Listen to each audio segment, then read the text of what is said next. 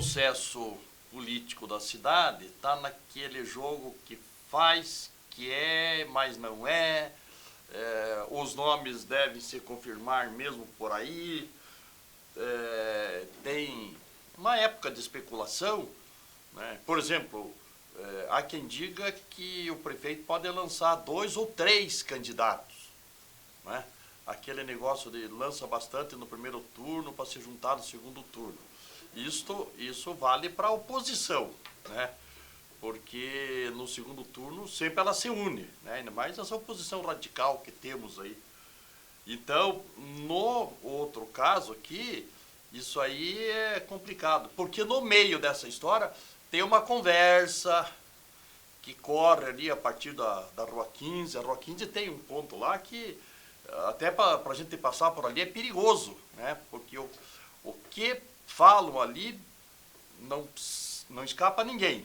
Então, é uma conversa que o prefeito pode lançar aí 2, 3 candidatos, porque o objetivo dele, de repente, ele não preparou ninguém, não tem nem o nome, da equipe do prefeito preparado que esteja assim em condições ideais, vamos dizer, ou próximo disso, para ser o candidato à sucessão. E assim vários outros prefeitos eram, não é só o caso do Marcelo. Mas diz que há uma torcida pelo sucesso da candidatura do Aliel Machado, porque lá no segundo turno daí seria o Aliel contra o Márcio Paulic. E, ironicamente, né, eu tenho dito aqui que o Márcio, eu sempre destaco, o Márcio empresário, coberto de todos os elogios.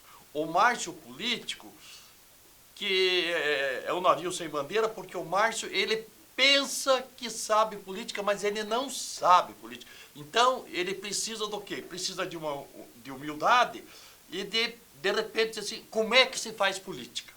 Primeiro, tem que ter lado. O Márcio não tem.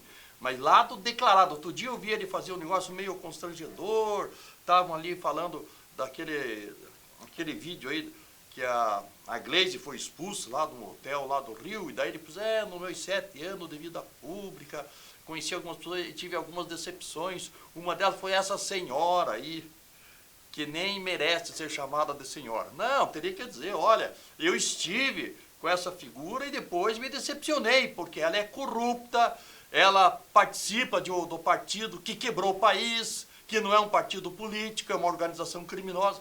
Quer dizer, ele precisa ter uma posição. E como tem gente que ganhou a eleição e se reelegeu em Ponta Grossa na base da sorte, o Marcelo ganhou a eleição em 2012, porque ele foi para o segundo turno com o Péricles. E aí, para não deixar o Péricles ganhar, o pessoal votou nele. Então, não foi o voto da preferência, foi o voto da eliminação. Aquele voto do menos ruim, né? Então, ele ganhou a eleição. Em 2016, o concorrente dele foi o Aliel, no segundo turno, de esquerda. O Aliel é um menino que tem todas as virtudes, estudioso, inteligente, mas ele carrega o pecado, não tanto original, um pecado já próximo do pecado mortal com ele, que é o fato dele ser de esquerda, né? Então, o berço dele é o PT, o berço dele é o PCdoB, e isso não se enquadra no perfil do eleitor de Ponta Grossa. Aí o Marcelo se reelegeu porque o eleitor não queria votar no Aliel, né? Então, o Marcelo, ele foi protagonista da sorte. A sorte bateu nele em 2012 e a sorte ficou com ele em 2016. Não ganhei porque fui o melhor. Não. Ganhou porque o outro não servia, por ser de esquerda. E, neste momento atual, a gente pode dizer, como a candidatura do Bochenek não deu certo, claro, a gente respeita e reconhece, porque para a figura do juiz, né, uma situação delicada, renunciar uma carreira de vida inteira, tal, mas tudo bem. Mas se ele sai candidato, ele era um grande nome, né? Ele era um grande nome e seguramente teria a chance até de ganhar no primeiro turno, mas pudesse, mesmo que fosse para o segundo turno, ganhava a eleição. Muito bem. não saiu, e daí tem esse vazio que não há um outro nome aí para preencher. Então, os ventos da sorte podem, de repente, estar sendo direcionados para o lado do mercado móveis. Quer dizer, o Márcio pode ser o grande beneficiário, porque daí se o prefeito lançar 2 candidatos, por exemplo, é sinal que não quer ganhar a eleição. E aí, se for para favorecer o Aliel, o eleitorado da cidade, o próprio empresariado vai reagir.